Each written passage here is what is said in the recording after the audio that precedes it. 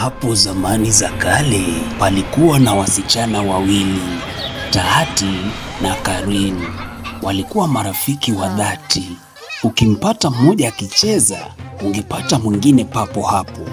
Walisoma jijini Nairobi, lakini kila majira ya likizo walipenda sana kutembelea bibi yao shambani kule Rumuruti.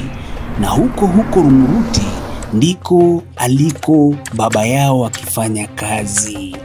Tahati kila mara alimkumbuka rafiki yake Karin na kumshinikiza mamake ampeleke kwa baba angali likizo ili waweze kucheza pamoja na rafiki yake wa chanda na pete.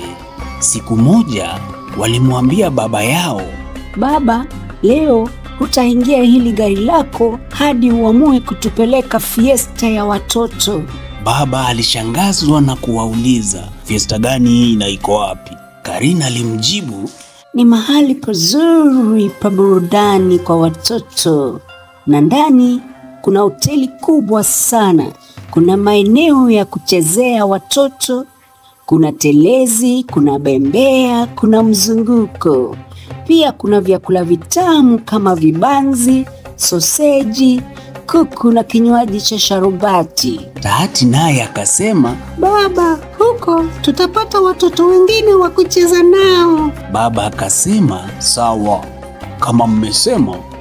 Haya basi, leo twendeni tuone huko fiesta kunani. Basi nanyi muoge na mpande gari." Karin akitabasamu alisema, "Salale. Baba, sisi tumeshaoga tangu zamani. Ni wewe unatuchelewesha." Tahati akacheka na kuongeza, "Baba, umekuwa mzee sana. Utavaa kofia kuficha kipara chako." Baba akajibu, "La hasha. Leo lazima niwaaibishe. Watoto wengine lazima waone baba yenu ana kipara kinachong'aa kama kioo ikimulikwa na jua." Watoto hao wakacheka kwa sauti. Baadaye wakaingia garini na kuelekea fiesta. Muda mchache walikuwa washafika na wakaanza kukimbia kwenda kucheza na watoto wengine, huku baba akimuita mhudumu ili kuagiza chakula. Baba akawaita wasichana wake wawili, "Enyi, mtakula nini?" Watoto hao wawili wakasema, "Vibanzi, soseji na sharubati." Mhudumu akachukua agizo lao na akaenda. Baba akatafuta sehemu akaketi akitazama wasichana hao wawili wakifurahia mchezo wao. Karin akasema, "Njoo tupige picha utumie bibi na mama." Tahati naye akasema, "Baba, njoo. Ukikaa peke yako utafurahia." Baba akasema, "Mimi nimezeeka bana, na pia nilicheza sana nikiwa mtoto. Niacheni nanyi muenjoy. Sasa ni wakati wenu, mcheze na mfurahie." Basi watoto hao wawili walicheza mpaka chakula kikaletwa na mhudumu, ndipo wakaenda wakaketi na kuanza kula. Baadaye walirejea kucheza na vyakula vilivyobaki wakaambia baba awape watoto waliokuwa wakicheza nao.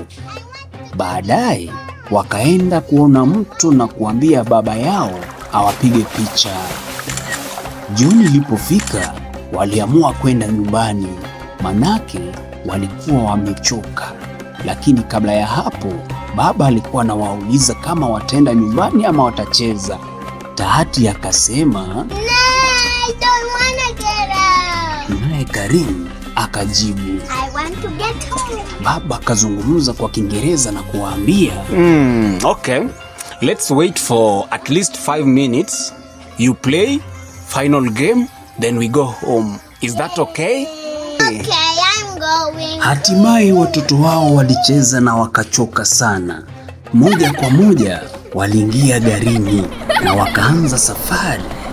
Wakapitia duka kuu la Estam na wakanunua maziwa ya watoto, taulo, chokoleti, vitu vya kuchezea na wakaenda nyumbani.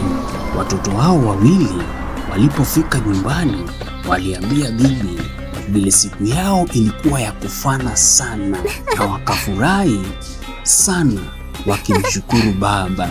Mwisho wa hadithi ya leo. Bonyeza subscribe